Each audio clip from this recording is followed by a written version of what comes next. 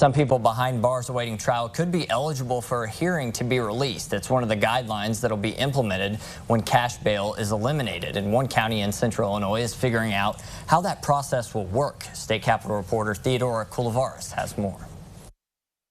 In the Sangamon County Jail, there are about 280 people behind bars pre-trial. The people that were currently in custody are going to have to file a motion for a hearing to have their case considered. And so it's going to be a tiered system depending on what charge you're in here for, depending on your criminal history, depending on if you're a flight risk. There's a lot of components that come into that issue. But when cash bail is eliminated in September, they could get a hearing to be considered for pre-trial release. I think the inmates are here now. We have a lot of Class X felons that are not going to be eligible.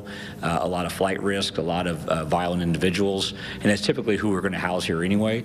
So I don't think we're going to be releasing a lot when it's all said and done, but again, that will be up to the court to determine. The SAFETY Act lays out the guidelines for people arrested before September 18th.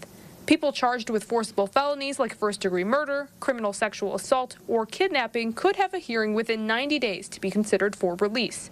That also applies to people who are considered a threat to public safety. Others considered a flight risk could have one within 60 days, and people with all other offenses could get one within 7 days. We're not having this all happen, with the snap of the finger. There's intentionality. Those timetables were not in the original version of the law.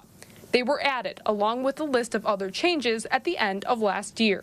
The changes provided clarity that got some states' attorneys on board. I really think that those changes have solved a lot of those problems, and we will be holding people in detention if the judge issues an order to detain. Reporting in Springfield, I'm Theodora Coulivaris.